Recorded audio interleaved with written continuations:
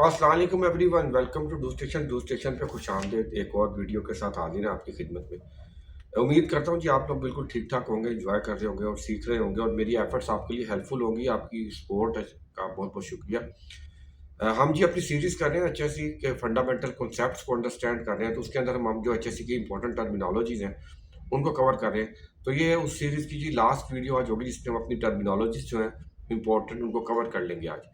तो आज कुछ नई टर्मिनोलॉजी जो हम डिस्कस करेंगे उनके अंदर आता है जी फोर्सिएबल, रीजनेबली फोर्सिएबल क्या होता है। देन एक टर्म यूज होती है so far as is reasonably practicable, और ये अंडरस्टैंड करेंगे।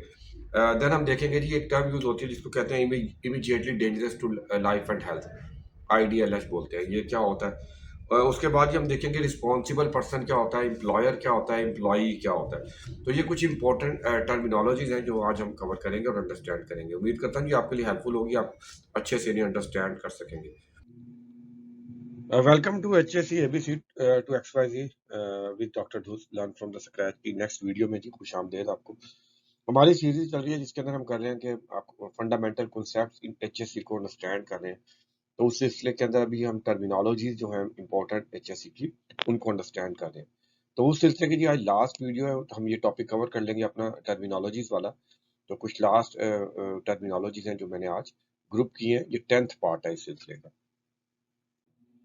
इंट्रोडक्शन की बात करते हैं। हमारी ये की टर्मिनोलॉजीज जो है एचएससी की बहुत इंपॉर्टेंट है, क्रूशल है। हम बारहा इसका जिक्र करते हैं। अच्छी अंडरस्टैंडिंग, ताकि आप इफेक्टिवली और पॉजिटिवली जो है चीज़ों को अंडरस्टैंड करके ऑब्वियसली देन ही आप जाके प्रैक्टिकल जब फील्ड में जाते हैं तो आप उनको एग्जीक्यूट कर सकते हैं इफेक्टिव तरीके से। तो आज कौन सी टर्मिनोलॉजीज हैं जो हम कवर करेंगे उन देखते हैं जी। जी, आज की जो ग्रुप की है मैंने टर्मिनोलॉजीज, उनका ताल्लुक बेसिकली लीगल डायमेंशन से है कि लीगल डायमेंशन है। तो ये टर्मिनोलॉजीज बेसिकली हमारी जो मैनेजेरियल या हमारी जो मैनेजमेंट होती है, एम्प्लॉयर होता है, उससे बहुत ज़्यादा रिलेटेड है और उनके लिए बहुत इंपॉर्टेंट है क्योंकि उन्होंने इन चीज़ों को मैनेज करना होता है। तो इसमें आ जाएगा, पहले रीजनेबली फोर्सिएबल देखेंगे, लीगल टर्म है जिसको हमने कंप्लाई करना होता है। So far as is reasonably practicable, another legal term, हमने इसको फुलफिल करना है। Immediately dangerous to life and health आपकी लीगल टर्म है जिसको आपने अचीव करना है। एम्प्लॉयर है, देन एम्प्लॉई है, रिस्पॉन्सिबल पर्सन क्या होता है, देन रेलिवेंट पर्सन क्या होता है, और एक टर्म यूज होती है विकेरियस लायबिलिटी। तो ये ऑल टर्मिनोलॉजी जो आज हम डिस्कस करेंगे ये लीगल हमारी प्रिंसिपल्स हैं जिनको हमने अंडरस्टैंड करना है। चलते हैं जी, अंडरस्टैंड करते हैं वन बाई वन। ले जी, अब बात करते हैं जी रीजनेबली फोर्सिएबल रिस्क। बहुत इंपॉर्टेंट टर्म है जी, स्पेशली उन लोगों के लिए जो कि रिस्पॉन्सिबल पर्सन है, टीम्स मैनेज कर रहे हैं, एचएससी को साइड पे मैनेजर वगैरह मैनेज कर रहे हैं, जिनकी जिम्मेदारी होती है कि हेल्थ एंड सेफ्टी को इफेक्टिवली इंप्लीमेंट करें और नुकसान से बचें, रिस्क कंट्रोल करें। तो उन लोगों के लिए बहुत जरूरी है कि इसकी अच्छी अंडरस्टैंडिंग हो। सबसे पहले डिफाइन कर लेते हैं जी, hazard that can be predicted by any reasonable person considering the circumstances and available information, or the hazard that a competent person with appropriate knowledge and experience could predict or expect to occur in a given situation। अब इसको understand कर लेते हैं ये। अब जी ये कानूनी जिम्मेदारी, हमें ये तो पता है कि कानून कहता है कि जी आपने रिस्पॉन्सिबल पर्सन को कहता है कि आपने अपनी जिम्मेदारी पूरी करनी है और तमाम रिस्क कंट्रोल करने हैं और किसी का नुकसान नहीं होने का। अब कैसे पता लगेगा कि कौन से रिस्क हैं जो कि कानून के दायरे में आते हैं और कौन से नहीं आते? तो जब कानून आपको कोई चीज देता है वो उसके साथ एक क्राइटेरियन देता है, कोई पैरामीटर्स देता है, बाउंड्रीज देता है। उस बाउंड्रीज के अंदर जो चीजें आ रही होती हैं आपने वो सारी कवर करनी होती हैं। तो एचएससी के हवाले से ये रीजनेबली फोर्सिएबल रिस्क बेसिकली कानून की वो बाउंड्री है या पैरामीटर है जिसके अंदर जितने भी रिस्क आते हैं आपने उन सब रिस्क को क्या करना है, कंट्रोल करना है। तो ये तो होगी इसकी बेसिक अंडरस्टैंडिंग। अब कौन से रिस्क जो होते हैं जी रीजनेबली फोर्सिएबल होते हैं, अब उसका क्राइटेरिया देता है जी लॉ आपको कि जो चीजें अब जो हम डिस्कस करेंगे उनके अंदर आती हैं वो सारी रीजनेबली फोर्सिएबल में आती हैं। Number one, common knowledge. ऐसे तमाम रिस्क या हैजर्ड जो कॉमन नॉलेज से आप ढूंढ सकते हैं, उनको हम क्या कहते हैं, रीजनेबली फोर्सिएबल कहते हैं। कॉमन नॉलेज क्या होता है? ये हर इंडिविजुअल की परसेप्शन होती है, या आप कह सकते हैं कि उसकी सिचुएशन या चीजों के बारे में अंडरस्टैंडिंग हो सकती है। फॉर एग्जाम्पल, आग जल रही है तो कॉमन सेंस है, कॉमन नॉलेज बताता है कि वो खतरनाक है, अगर आप उसके अंदर जाएंगे तो आग लग सकती है। नीचे केबल या कचरा बिखरा पड़ा है, चीजें बिखरी पड़ी हैं। अब ये कॉमन नॉलेज से समझ आती है कि यार अगर यहाँ से कोई गुजरेगा उसके पाँव में उसका पाँव से स्लिप और ट्रिप हो सकता है, नुकसान हो सकता है। तो ऐसे तमाम हैजर्ड जो इस तरह कॉमन नॉलेज से पता चल सकते हैं वो रीजनेबली फोर्सिएबल में आते हैं। देन सेकंड आ जाता है जी क्राइटेरिया, इंडस्ट्रियल नॉलेज। अब ऐसे तमाम रिस्क जो आप एक इंडस्ट्री में काम कर रहे हैं, इंडस्ट्री का पार्ट है, तो उस इंडस्ट्री के हवाले से जितनी भी इंफॉर्मेशन अवेलेबल है इंडस्ट्री में, लाइक स्टैंडर्ड्स की शक्ल में हो सकती है, ओशा है, उसके स्टैंडर्ड्स हैं, डिफरेंट रेगुलेटरी बॉडीज़ हैं उस हवाले से, उनके हवाले से जो चीज़ें आ रही हैं, आईएसओ के स्टैंडर्ड्स हैं। तो ऐसे तमाम नौ आपको जब आप केमिकल्स वगैरह लेते हैं, उनकी एसडीएस मिलती है, material safety data sheets, equipment लेते हैं, उनके मटीरियल, नोटबुक साथ मिलती है, मैनुअल्स मिलते हैं। तो ये सारे क्या हैं? ये सारे इंडस्ट्रियल नॉलेज हैं। तो ये आपको ऐसे तमाम रिस्क जो कि आप इंडस्ट्रियल नॉलेज से कवर कर सकते हैं, तो अगर वो सारे कवर करना आपकी ज़िम्मेदारी है। देन आ जाता है जी एक्सपर्ट नॉलेज। अब एक्सपर्ट नॉलेज क्या होता है? अब हर फील्ड, हर प्रोसेस, हर डिसिप्लिन के एक्सपर्ट मौजूद हैं, जिन्होंने कई-कई साल उनके पास नॉलेज होता है एप्रोप्रिएट उनकी जो है एक्सपीरियंस है बहुत ज़्यादा। वो प्रैक्टिसेस से बहुत अच्छी तरह वाकिफ़ होते हैं। तो आप उनकी सर्विसेज़ वगैरह को यूज़ करके क्या कर सकते हैं, अपने जो रिस्क है आइडेंटिफ़ाई करके कंट्रोल कर सकते हैं। ऑडिटर्स होते हैं, डिफरेंट किस्म के डिज़ाइन इंजीनियर्स होते हैं, ठीक है? मुख्तलिफ एक्सपर्ट स्पेशलाइज़्ड होते हैं, ठीक है? तो उनकी सर्विसेज़ लेके आप तमाम रिस्क को आइडेंटिफ़ाई करके कंट्रोल करना आपकी ज़िम्मेदारी होती है। ये सारे के सारे रीज़नेबली फ़ोर्सिएबल में आ जाते हैं। देन फोर्थ वन आ जाते हैं जी आपके लीगल नॉलेज। अब लीगल नॉलेज क्या होता है जी? अब आप जिस सोसाइटी में काम कर रहे हैं, वहाँ पर उस काम या उस प्रोसेस से मुतल्लिका हो सकता है सेफ्टी के एक्ट बने हों, रेगुलेशंस मौजूद हैं। तो उन एक्ट्स और जो आपकी रेगुलेशंस हैं, उनकी जो रिक्वायरमेंट्स हैं, उनको मीट करना आपकी ज़िम्मेदारी होता है। तो वो सारे भी किसमें आ जाते हैं? रीज़नेबली फोर्सिएबल में आ जाते हैं। तो अब ऐसे सारे रिस्क जो रीज़नेबली फोर्सिएबल में आते हैं, उनको कंट्रोल करना होता है किसी भी ड्यूटी होल्डर या रिस्पॉन्सिबल पर्सन ने, और उनको कंट्रोल करके आपने लाना है एक और लीगल टर्म है जिसको कहते हैं so far as is reasonably practicable level तक। अब उसको हम नेक्स्ट डिस्कस करते हैं। तो ये है जी हमारा रीजनेबली फोर्सिएबल। नहीं जी, हमारी नेक्स्ट टर्म है जी so far as is reasonably practicable, एक और लीगल टर्म है। बेसिकली ये रिलेटेड है जी आपके जो हमने पहले टर्म पढ़ी अंडरस्टैंड की है, so far as is reasonably foreseeable risk. तो उसमें हमने देखा था कि कानून कहता है कि आपने सारे फोर्सिएबल रिस्क जो है उनको कंट्रोल करना है। नेक्स्ट क्वेश्चन आता है कितना कंट्रोल करना है, तो कानून उस पर क्राइटेरिया देता है कि आपने उनको so far as is reasonably practicable level तक लाना है। ये हमारे जितने भी रिस्पॉन्सिबल पर्सन है, मैनेजर्स वगैरह, या जो टीम्स हैंडल कर रहे हैं, मैनेज कर रहे हैं, या आपकी एचएससी को मैनेज कर रहे हैं ओवरऑल फील्ड में, तो उनके लिए बहुत इंपॉर्टेंट है। पहले डिफाइन कर लेते हैं। Employer must take all the reasonably practicable measure to ensure the health, safety and welfare of the employees and others who may be affected by their work activities. इसमें इन्वायरमेंट भी आ जाता है। Then G it is a legal standard balances the risk against the time effort and cost. अब इसके पहले की accounts देख लेते हैं। अभी तक हमने ये देखा कि ये एक टर्म है जो बताती है कि आपने रिस्क को कितना कंट्रोल करना है। इससे की अकाउंट्स क्या है? ये जी क्या करती है जी, कॉस्ट बेनिफिट एनालिसिस करती है। जब आप एक रिस्क लगाने जाते हैं तो इसमें आपने कॉस्ट बेनिफिट एनालिसिस कर सकते हैं कि आपके जो कंट्रोल के फायदे कितने हैं, कितना कंट्रोल करेगी, और सेकंड उस पे कॉस्ट कितनी आएगी, क्या वो हम अफोर्ड कर सकते हैं या नहीं, बेसिकली। देन जी टेक्निकल फिजिबिलिटी देखती है कि क्या टेक्नोलॉजी अवेलेबल है जो आप करना चाह रहे हैं, और क्या कंडीशंस जो हैं वो सूटेबल है, क्या वो करने की इजाजत देंगी, रियलिस्टिक है या नहीं है। देन जी प्रैक्टिकेबिलिटी देखी जाती है। इसमें ये देखा जाता है कि क्या ये है एक्सेसिबल है इजीली, जो कंट्रोल आप लगाना चाहते हैं। देन क्या आप उसकी मेंटेनेंस वगैरह उधर पॉसिबल है या नहीं है, ठीक है? तो ये चीजें इसमें देखते हैं। देन देखते हैं जी रिस्क रिडक्शन क्या होती है, कितनी करेगा, यानी कि कितनी इफेक्टिवनेस होगी इसको स्पेसिफिक रिस्क के हवाले से। तो ये कुछ फैक्टर होते हैं जो इसके अंदर हम देख रहे होते हैं, जिसकी बुनियाद पर हम कंट्रोल में ये डिसाइड करते हैं। अब बेसिकली ये है क्या? एक और टर्म हमने जो पहले डिसाइड पढ़ी थी, वो अलाप थी, as low as is reasonably practicable. ये दोनों टर्म बेसिकली डिस्टिंक्ट हैं, एक दूसरे से मुख्तलिफ है। जो अलाप वाली टर्म है बेसिकली वो हमारी जो मोस्ट क्रिटिकल एक्टिविटीज होती हैं, हम वहां से उसका ओरिजिन मिलता है। स्पेशली न्यूक्लियर एक्टिविटीज जब हमारी स्टार्ट की थी हुई थी, तो तब उसको हमने वो डेवलप हुई थी। और ताकि जो मोस्ट क्रिटिकल एक्टिविटीज न्यूक्लियर जो आपके रिएक्शंस होते हैं, उनको कंट्रोल करने के लिए वो इम्प्लीमेंट की थी। वो लीगल स्टैंडर्ड नहीं है, वो लीगल प्रिंसिपल तो नहीं है उस तरह से, लेकिन आजकल ये दोनों टर्म्स जो है ये इंटरचेंजेबली यूज हो रही होती हैं, तो आपने इससे कंफ्यूज नहीं होना। और जो आपकी ये जो है so far as is reasonably practicable, ये जनरल है। ये हर रिस्क तमाम ऑर्गेनाइजेशन हर जगह पे एप्लीकेबल होती है। ले जी, अब ये क्या है जी, नंबर इसको सिंपल अंडरस्टैंड करने के ये मिनिमम थ्रेशोल्ड है जो आपने अचीव करना है, यानी कि आपने किसी भी रिस्क को रिड्यूस करके इस लेवल तक लाना है। तो वो कैसे डिसाइड होगा जी? वो आपके कॉस्ट बेनिफिट एनालिसिस से, टेक्निकल फिजिबिलिटी से, और प्रैक्टिकेबिलिटी और रिस्क रिडक्शन लेवल से अचीव होगा। देन जी ये जो होता है ये सब्जेक्टिव होता है अगेन। हर ऑर्गेनाइजेशन, जो हमने एक टर्म पढ़ी थी एक्सेप्टेबल रिस्क, वो एक ऐसा लेवल है जो कि हर ऑर्गेनाइजेशन के लिए सेम है। लेकिन अब जो कानून है आपको उससे बियॉन्ड लेके जाता है, डिपेंड करता है अफोर्डेबिलिटी ऑफ द ऑर्गेनाइजेशन और प्रैक्टिकलिटी। ये 2 चीज़ों के फैक्टर्स ऐसे होते हैं जिसकी वजह से जो एक ऑर्गेनाइज़ेशन के जो कंट्रोल है वो दूसरी से मुख्तलिफ हो सकते हैं एज़ पर द लॉ। अब इसके अंदर जो होता है जी आपका ये आपकी जो चूँकि सब्जेक्टिव होता है, तो ये बिज़नेस टू बिज़नेस क्या कर सकता है, वेरी कर सकता है। अब इसको एक एग्ज़ाम्पल से ज़रा अंडरस्टैंड कर लेते हैं ताकि क्लैरिटी हो जाए। हम जी वर्क एट हाइट की जो मैंने पहले भी एग्ज़ाम्पल शेयर की थी, हमने वर्क एट हाइट कर रहे हैं, स्कैफोल्ड यूज़ कर रहे हैं। हमने बड़ा रोबस्ट किस्म का फॉल प्रोटेक्शन सिस्टम दिया एंड देन फिर हमने अपने वर्कर को फॉल अरेस्ट सिस्टम भी दिया, वो हार्नेस वगैरह पहन के बैठा है। तो यानी कि हमारा जो रिस्क था वो रिड्यूस होके एक्सेप्टेबल पे आया, देन जी हमारा as low as reasonably practicable level तक भी आ गया। अब नेक्स्ट है जी हमने सिनेरियो देखा था कि एक रेसिडुअल रिस्क होता है, जिसके मुताबिक लेट्स से सिनेरियो हो सकता है कि इंसिडेंट हो जाता है, एक व्हीकल आती है, कोलाइड करती है स्कैफोल्ड के साथ और किसी वजह से ह्यूमन एरर की वजह से जो वर्कर है वो अच्छे से हमारी जो हार्नेस थी उसकी वो पैर लगा नहीं सका। तो क्या हो सकता है जी वर्कर फिर गिर सकता है और उसको वही नुकसान हो सकता है। अब ये रेसिडुअल रिस्क के अंदर हमें पता चल रहा है। अब इसको कैसे कंट्रोल करें? अब ये ऑर्गेनाइजेशन है वो उसका बिज़नेस ही छोटा-सा जो आपका पूरा प्रोजेक्ट है लेट्स से वो थाउज़ेंड्स में है या कुछ लैक्स में है।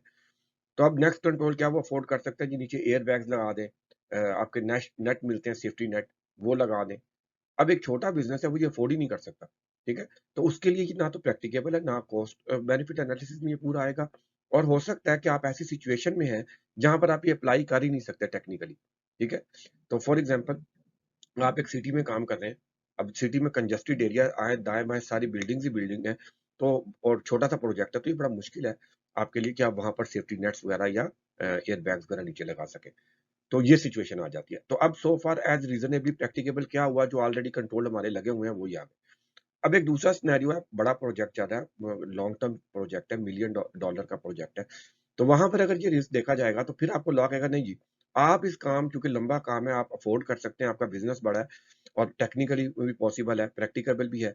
तो आप ये सेफ्टी नेट्स भी इंस्टॉल करें और साथ में जो आपके जो है ना एयर बैग्स भी नीचे रखें ताकि अगर खुदा ना खास्ता किसी वजह से रेसिडुअल रिस्क की वजह से कोई बंदा गिर जाता है, तो उसको एक्स्ट्रा कंट्रोल की वजह से वो सेफ हो जाए।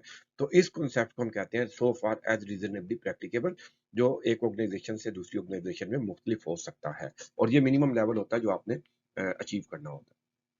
नहीं जी, अब आपकी नेक्स्ट टर्म है जी immediately dangerous to life and health. Basically ये एक और अनदर लीगल टर्म है।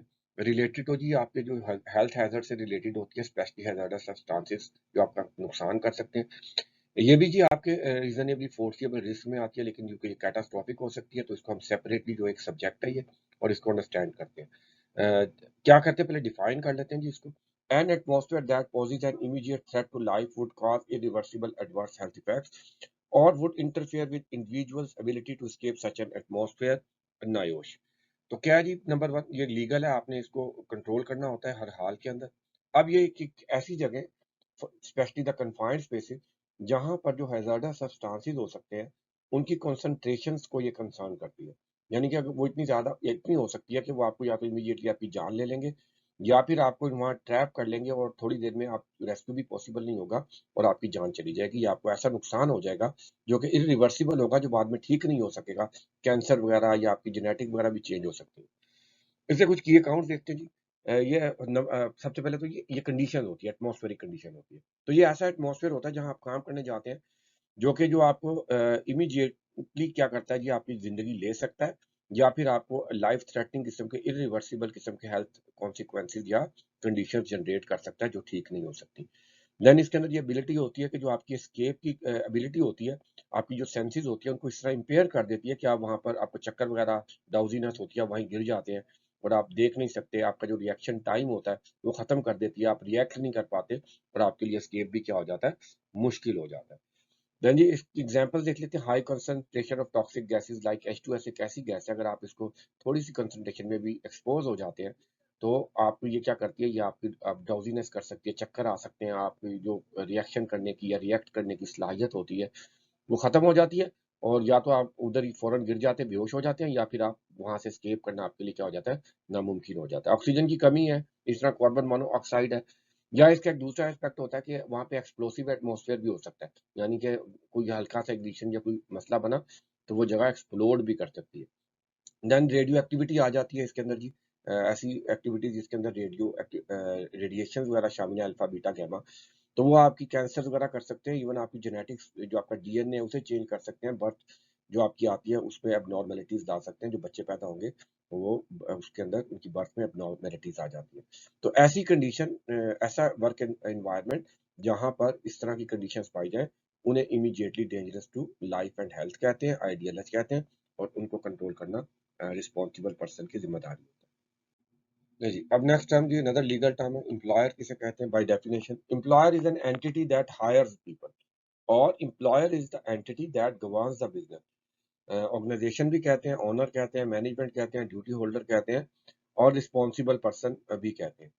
नहीं जी, अब इसको अंडरस्टैंड करते हैं। बेसिकली जी, आपका एम्प्लॉयर वो इंडिविजुअल होता है जो आपके बिजनेस को कंट्रोल करता है, और ये उसकी रिस्पॉन्सिबिलिटी होती है कि तमाम रेलिवेंट पर्सन, जिसको हमने पहले डिफाइन किया था, जो लीगली आपकी प्रेजेंट होते हैं और आपके अंडरटेकिंग की वजह से अफेक्ट हो सकते हैं, उनकी हेल्थ, सेफ्टी एंड एनवायरनमेंट को इंश्योर करना एम्प्लॉयर की लीगल रिस्पॉन्सिबिलिटी होती है। देन जी, की अकाउंट देख लेते हैं। कहता है जी, employer is absolute responsible person. जी, आपके ऑर्गेनाइजेशन में कोई भी नुकसान होता है या कोई मसला होता है, किसी भी वजह से होता है, तो अल्टीमेट रिस्पॉन्सिबल कौन होता है? एम्प्लॉयर होता है। Then G, and must fulfil all the responsibilities rights of employer no matter whatsoever. ये सिर्फ एम्प्लॉयज नो ये सिर्फ एम्प्लॉयज का ही नहीं, हर रेलिवेंट पर्सन, वो आपके विजिटर हो सकते हैं, कॉन्ट्रैक्टर, क्लाइंट, सब कॉन्ट्रैक्टर, पब्लिक, कोई भी जो आपकी अंडरटेकिंग से अफेक्ट हो सकता है, उनकी जो है आपने केयर करनी है, हेल्थ एंड सेफ्टी उनको प्रोवाइड करनी है, इंश्योर करनी है। तो ये आपके एम्प्लॉयर की जिम्मेदारी होती है, अदरवाइज वो अकाउंटेबल होगा। अब एक टर्म यूज होती है, उसको कहते हैं एम्प्लॉयर्स लायबिलिटी इंश्योरेंस। अब ये क्या है जी? अब बाय लॉ, स्पेशली यूके में, ये एक इंश्योरेंस है जो हर एम्प्लॉयर ने हर हाल में लेनी होती है, ताकि irrespective of financial condition of employer और अदर एनी सर्कमस्टांसेस, कि अगर किसी वर्कर का या किसी शख्स का नुकसान हो जाता है रेलिवेंट पर्सन का, और वो कंपनसेशन लेना चाहता है, और एम्प्लॉयर इस कंडीशन में नहीं है कि वो कंपनसेट कर सके, तो ये इंश्योरेंस जो होती है, लायबिलिटी इंश्योरेंस जो आप करवाता है, वो फिर उस एम्प्लॉय या फैक्ट्री को, जो होती है अफेक्टेड पर्सन को, कंपनसेट करती है, मेक श्योर करने के लिए कोई भी हालात हो तो उसको जो कंपनसेशन मिले। तो एम्प्लॉयर वो शख्स, वो एंटिटी होती है जो आपके ऑर्गेनाइजेशन को बेसिकली कंट्रोल करता है और रिस्पॉन्सिबल होता है ओवरऑल एचएससी का। या जी, अब नेक्स्ट टर्म जी, नेक्स्ट लीगल टर्म एम्प्लॉय क्या कहता है जी? The employee is the individual who works under the direction and control of the employer and is entitled to a safe and healthy work environment, or individual who works for an employer typically in exchange for compensation, benefits or other forms of financial benefit। अब employ क्या होता है? Employ basically एक ऐसा होता है जो contract करता है एम्प्लॉयर के साथ, जिसके अंदर वो अपनी सर्विसेज एक्सचेंज करता है अगेंस्ट द फाइनेंशियल बेनिफिट। अब एम्प्लॉय की कुछ जिम्मेदारियां होती हैं और कुछ एम्प्लॉयर की होती है। तो यहाँ पर एम्प्लॉयर की यह जिम्मेदारी होती है कि उसने मेक श्योर करना है कि वो जो एम्प्लॉय है उसकी हेल्थ एंड सेफ्टी जो है उसको इंश्योर करे। और एम्प्लॉय की ये जिम्मेदारी होती है कि वो जो उसने कॉन्ट्रैक्ट किया था, वो जो उस कॉन्ट्रैक्चुअल जो उसकी रिस्पॉन्सिबिलिटीज है, जो उसकी जॉब जेडीज है, उनको अच्छे तरीके से, एहसन तरीके से एक तो कंडक्ट करे, और जो अपनी और दूसरों की हेल्थ एंड सेफ्टी का क्या करे, ख्याल करे। की अकाउंट देख लेते हैं जी इसके। सेफ वर्कप्लेस जो होता है और इन्वायरमेंट उसे मिलनी चाहिए। देन वर्कर को, जो एम्प्लॉय होता है, उसका राइट होता है कि उसको एम्प्लॉयर जो है वो इंफॉर्मेशन दे जॉब के हवाले से, इंस्ट्रक्शंस दे, ट्रेनिंग्स दे, ताकि वो सेफ तरीके से जो अपनी जॉब एग्जीक्यूट कर सके। देन जी, एम्प्लॉयर की ये रिस्पॉन्सिबिलिटी है कि वो एम्प्लॉयर को सेफ प्लांट, इक्विपमेंट, मशीनरी वगैरह दे, और उसकी फिर इंस्ट्रक्शन, इंफॉर्मेशन, इंस्ट्रक्शन, ट्रेनिंग भी दे। Then personal protective equipment provide करना एम्प्लॉयर की जिम्मेदारी होता है, फ्री ऑफ कॉस्ट। देन जी, बेसिक वेलफेयर फैसिलिटीज, जो कि इंसान की बुनियादी ज़रूरियात होती हैं, वो प्रोवाइड करना हर एम्प्लॉय को एम्प्लॉयर की रिस्पॉन्सिबिलिटी होता है, जिसमें टॉयलेट्स वगैरह, वॉशिंग, ईटिंग फैसिलिटीज आ जाती है। तो ये सारी चीज़ें करना एम्प्लॉयर की जिम्मेदारी है, और एम्प्लॉय वो होता है जो कि उसके अंडर काम कर रहा होता है। ले जी, अब नेक्स्ट टर्म है जी रिस्पॉन्सिबल पर्सन। लीगल टर्म है जी, बड़ी इंपॉर्टेंट है, इसको अंडरस्टैंड करना बहुत जरूरी है। Yeah, ji, the individual or designation accountable for ensuring the health and safety of all the relevant persons and environment is called responsible person। अब ये जरा थोड़ी सी ना ट्रिकी सी टर्म है, इसको अच्छे से अंडरस्टैंड करते हैं। अब रिस्पॉन्सिबल पर्सन कोई ऐसा पर्सन होता है जिसके ऊपर एचएससी के हवाले से किसी किस्म की रिस्पॉन्सिबिलिटी होती है कि उसने ये चीजें एग्जीक्यूट करनी है, या मेक श्योर करनी है, इंश्योर करनी है। ऐसा पर्सन रिस्पॉन्सिबल पर्सन कहलाता है। अब इसके लेवल्स हो सकते हैं। फॉर एग्जांपल, इसको अंडरस्टैंड ऐसे करते हैं कि आपका एक सेफ्टी ऑफिसर होता है। अब उसकी क्या रिस्पॉन्सिबिलिटी होती है? उसकी ये रिस्पॉन्स वो एक रिस्पॉन्सिबल पर्सन है, लेकिन उसका स्कोप लिमिटेड है। क्या स्कोप है जी उसका? उसकी जो जेडीज हैं, जो उसको ऊपर से उसके सीनियर ने, सुपरवाइजर ने में भी उसको दी हैं, वो उनको जनाब एग्जीक्यूट करेगा और मेक श्योर करेगा वो उन पे अमल करता है। अगर वो उनको ब्रीच करता है तो वो फिर अकाउंटेबल होगा। अगर वो उनको फुलफिल इफेक्टिवली नहीं कर सकता तो वो क्या होगा, अकाउंटेबल होगा। तो ये एक डेजिग्नेशन होगी। सेकंड आ जाएंगे, अब सेफ्टी सुपरवाइजर है, नेक्स्ट लेवल है। अब ये हायरार्की में सेफ्टी ऑफिसर से ऊपर है, इसकी अब कुछ क्या रिस्पॉन्सिबिलिटी, ये भी रिस्पॉन्सिबल पर्सन है। अब इसकी ये रिस्पॉन्सिबिलिटी है कि इसने अच्छे से बेहतर इफेक्टिव तरीके से जो उसकी टीम है उसको जनाब कम्युनिकेट करनी है, जो काम उन्होंने करने हैं, नंबर एक। नंबर दो, इसने इंश्योर करना है कि उन सबकी जो हेल्थ एंड सेफ्टी है वो भी इंश्योर्ड है। तो ये अब इसकी रिस्पॉन्सिबिलिटी, ये भी एक रिस्पॉन्सिबल पर्सन है। तो इस तरह जना फिर मैनेजर आ जाता है। अब उसने ओवरऑल पूरी साइट वर्क प्लेस की जो एचएससी है उसको मैनेज करना है। उसकी टीम भी आ जाएगी, बाकी लोग भी आ जाएंगे। देन आप आ जाए, फिर एम्प्लॉयर आ जाता है ऊपर एट द एंड। अब एम्प्लॉयर ने ओवरऑल तमाम रेलिवेंट पर्सन की जो हेल्थ एंड सेफ्टी क्या है उसको इंश्योर करना है। तो रिस्पॉन्सिबल पर्सन किसी ऑर्गेनाइजेशन के अंदर डिफरेंट लेवल्स पे डिफरेंट होते हैं। तो लेकिन जो अल्टीमेट रिस्पॉन्सिबल होता है, बेसिकली रिस्पॉन्सिबल पर्सन होता है वो एम्प्लॉयर होता है। बाकी रिस्पॉन्सिबल पर्सन भी जो है वो अकाउंटेबल होते हैं। अगर आपका कोई इंसिडेंट हो जाता है तो जो जो रिस्पॉन्सिबल पर्सन होगा एज पर हिज पार्ट, जो जो उसका हिस्सा होगा उस हवाले से वो अकाउंटेबल होगा। लेकिन जो अल्टीमेट अकाउंटेबिलिटी आती है वो आती है जनाब आपके एम्प्लॉयर के सर पे। तो इस हवाले से अगर हम यहाँ बात करें कि एचएससी के लिए ओवरऑल रिस्पॉन्सिबल पर्सन कौन है, तो वो फिर कौन होता है, एम्प्लॉयर इटसेल्फ होता है। एग्जाम्पल देखते हैं जी, अब एम्प्लॉयर का क्या काम होता है, रिस्पॉन्सिबल पर्सन का क्या काम होता है ओवरऑल कॉन्टेक्स्ट में। तो जी उसने एम्प्लॉयज को कॉन्टैक्ट, तमाम रेलिवेंट पर्सन को प्रोटेक्ट करना है। एम्प्लॉयज आ जाते हैं, कॉन्ट्रैक्टर्स आ जाते हैं, विजिटर्स आ जाते हैं, क्लाइंट्स आ जाते हैं, एनीवन एल्स जो भी आपकी ऑर्गेनाइजेशन की अंडरटेकिंग की वजह से अफेक्ट हो सकता है, वो रिस्पॉन्सिबल पर्सन होता है। यहाँ एक और बात आपको छोटी सी बता दूं, हर वो शख्स बेसिकली जो किसी ऑर्गेनाइजेशन में काम कर रहा होता है तो वो किसी न किसी लेवल पर इटसेल्फ एक रिस्पॉन्सिबल पर्सन होता है। तो अगर कोई आप लापरवाही वगैरह करते हैं, कोई मसला करते हैं या आप ब्रीच करते हैं, तो ऑब्वियसली अकाउंटेबिलिटी में फिर आप कोई भी रिस्पॉन्सिबल पर्सन हर कोई पकड़ा जा सकता है। लेकिन अल्टीमेट रिस्पॉन्सिबल कौन होता है, वो आपका एम्प्लॉयर होता है। ले जी, अब नेक्स्ट टर्म है जी रेलिवेंट पर्सन, लीगल टर्म है अनदर। ये रिलेट करती है जी, बेसिकली ये है जी आपके एम्प्लॉयर या रिस्पॉन्सिबल पर्सन के लिए जो क्राइटेरिया बताती है कि जो एम्प्लॉयर है उसने आखिर किस किस की सेफ्टी करनी है। तो वो जनाब इंडिविजुअल के हवाले से, इन्वायरमेंट नहीं, तो वो जनाब रेलिवेंट, तमाम रेलिवेंट पर्सन उसने क्या करने होते हैं, प्रोटेक्ट करने होते हैं। तो पहले डेफिनेशन देख लेते हैं जी। A person who is legally present at your organisation और any person who may be affected by your undertaking.